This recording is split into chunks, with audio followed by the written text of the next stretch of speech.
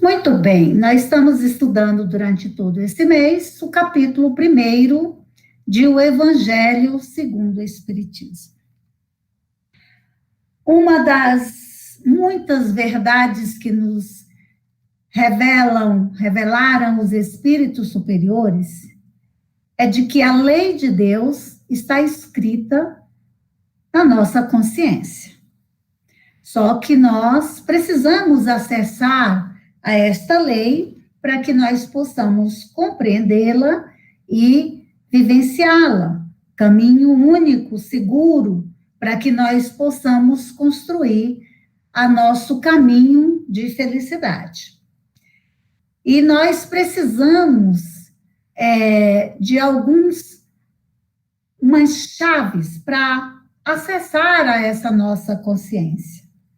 E Deus, que é o nosso Pai, nos faculta esta possibilidade por meio das revelações. Periodicamente, quando nós estamos preparados para nos colocarmos em contato com essas verdades, Ele nos manda estas revelações.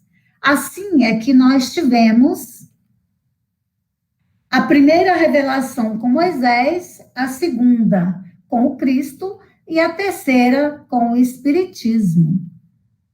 Nós já vimos aqui durante o estudo deste mês a primeira revelação, onde o Américo nos trouxe muitos aspectos sobre a figura de Moisés e o caráter dessa revelação, onde Moisés, pelo processo mediúnico, recebeu a lei do Velho Testamento, os 10 mandamentos. Com Moisés, nós tivemos contato com o aspecto da justiça. Com ele, nós aprendemos muitas coisas que não devemos fazer para que não adquiramos compromissos com a justiça. Por exemplo, nós aprendemos com os 10 mandamentos que o mal não deve ser praticado nem em pensamento. Portanto, a primeira revelação teve em Moisés a sua personificação. A segunda revelação veio com a lei do Novo Testamento. Ela foi trazida por Jesus. Jesus que afirmou que não veio destruir a lei revelada para Moisés por meio dos 10 mandamentos. Ele veio nos trazer uma outra face da mesma lei de Deus que está gravada nas nossas consciências. E ele afirma que veio, sim, cumprir essa lei. E ele, para cumpri-la, resumiu em 2 mandamentos: amar a Deus sobre todas as coisas e ao próximo como a si mesmo. Portanto, se nós já havíamos aprendido que o mal não deve ser praticado, agora nós aprendemos com Jesus que o bem é uma necessidade. Então, nós não devemos praticar o mal, mas nós devemos, sim, exercer o bem. Essa, como nós já dissemos, a segunda revelação, então, foi trazida pelo Cristo.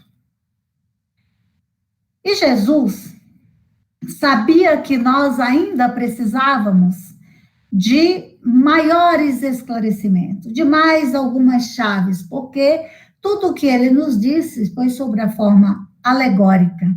Muitas coisas nós ainda não podíamos compreender.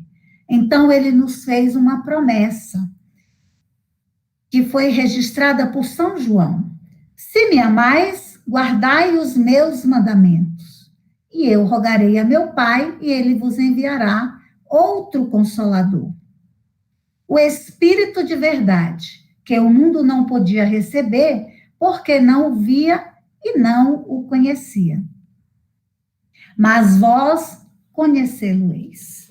Então, essa é a promessa do Cristo que se, nós guardássemos os seus mandamentos, o Consolador que ele iria nos enviar, iria nos ensinar todas as coisas e nos faria recordar tudo o que ele tinha dito.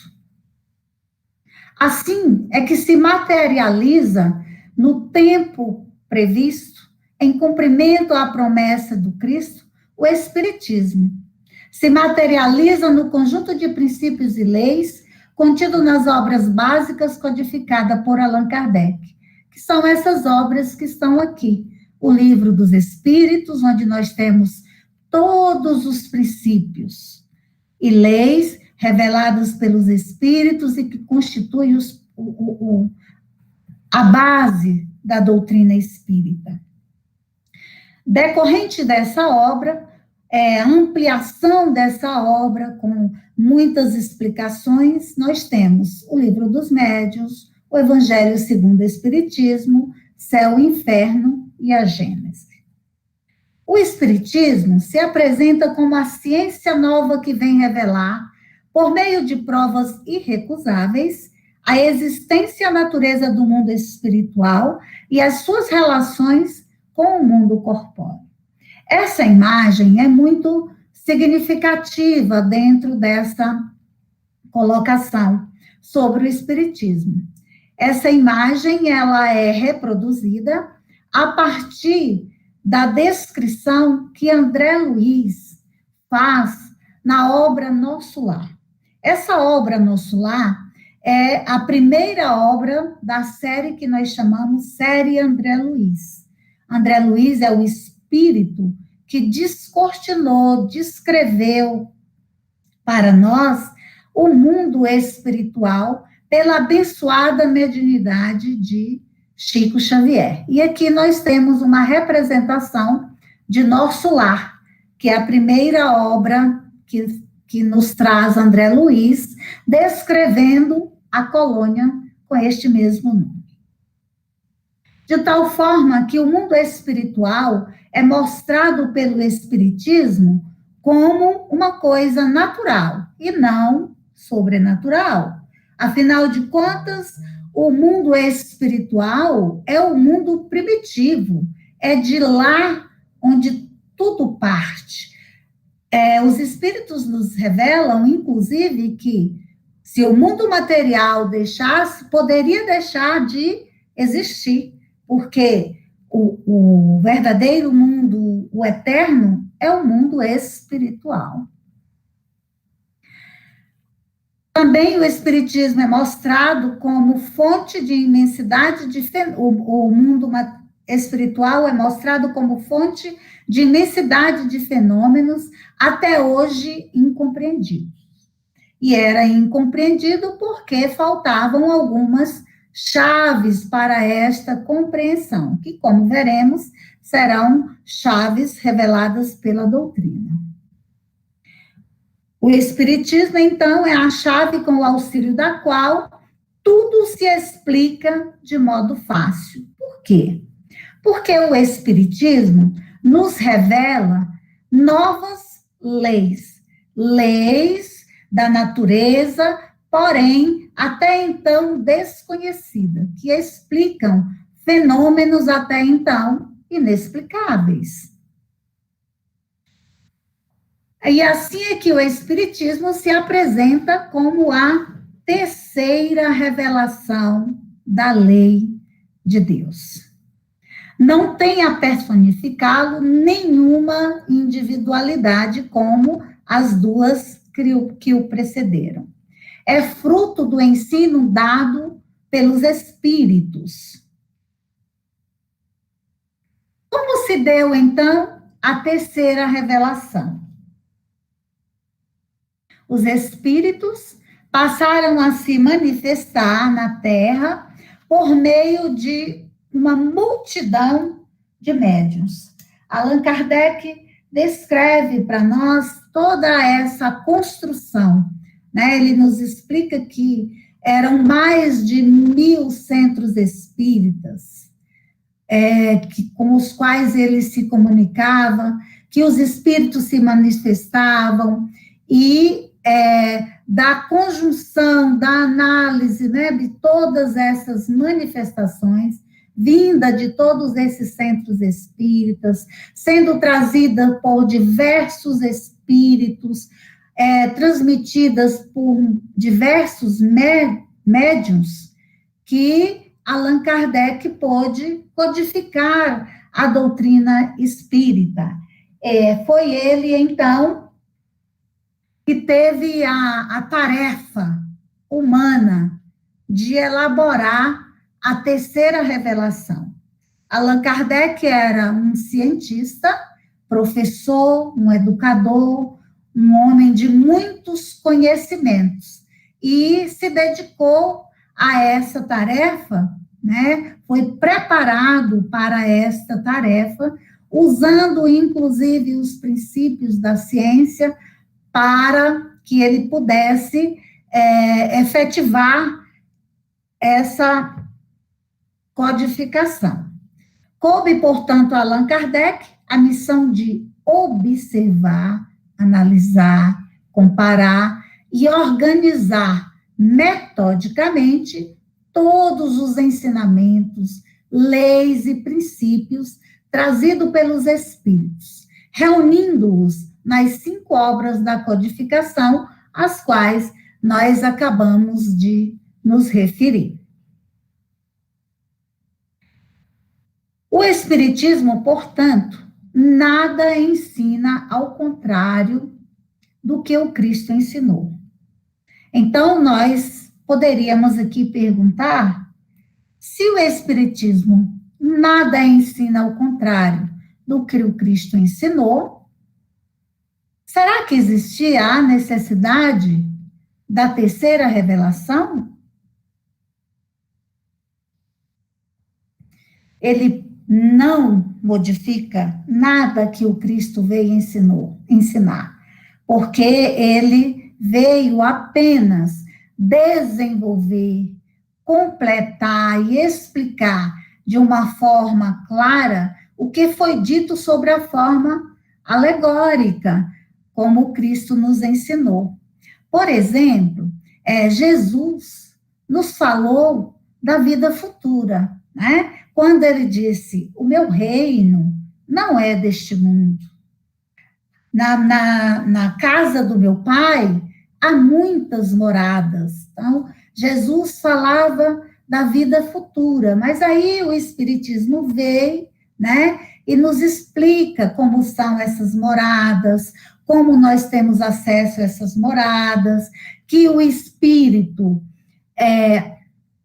tem que trabalhar, tem que ter mérito para acesso a determinadas moradas, vem e nos diz que essa, inclusive, é a nossa verdadeira vida, é a nossa verdadeira pátria, que aqui a gente está apenas aprendendo, desenvolvendo, progredindo para que a gente tenha acesso a essas diversas moradas.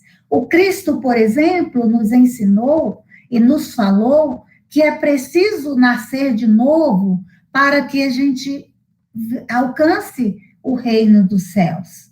E a doutrina espírita vem e nos traz a reencarnação como um processo no qual se manifesta a justiça divina, nos mostrando, né, a razão das diferenças inexplicáveis aos olhos da matéria, que nós nascemos várias vezes nesse processo de aprendizado, de aquisição, do desenvolvimento da nossa intelectualidade, do desenvolvimento da nossa moralidade, que esse é o processo de construção e de conquista do reino de Deus. O Espiritismo, Jesus também fez muitas curas, utilizando-se de processos, até então, considerados maravilhosos e sobrenaturais. A doutrina espírita nos apresenta as leis nas quais esses fenômenos, pelas quais esses fenômenos acontecem, de uma forma natural e tudo dentro da obediência e às leis naturais do Criador. De tal forma que o Espiritismo realmente desenvolve, explica, completa o que foi ensinado pelo Cristo, porque agora, certamente, nós já temos condições de compreender esse desenvolvimento. Assim, o Espiritismo se apresenta como a obra do Cristo que preside a regeneração da Terra. Por isso, ele é conhecido como o cristianismo redivivo. É o Consolador prometido por Jesus, que se revela conforme ele anunciou.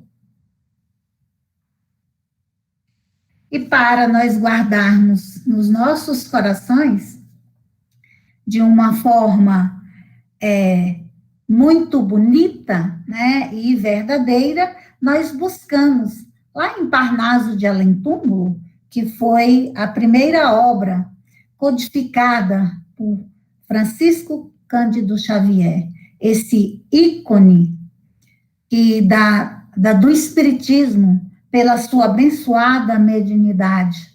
E é uma poesia que tem como título Espiritismo, de Cassimiro Cunha. Trouxemos algumas estrofes para guardarmos em nossos corações. Ele nos diz que o Espiritismo é uma luz gloriosa, divina e forte, que clareia toda a vida e ilumina além da morte. É a claridade bendita do bem que aniquila o mal, o chamamento sublime da vida espiritual. Portanto, se buscas o Espiritismo, norteia-te em sua luz. O Espiritismo é uma escola e o mestre amado é Jesus. Que esse mestre Jesus permaneça em nossos corações, hoje, agora e sempre. Que assim seja.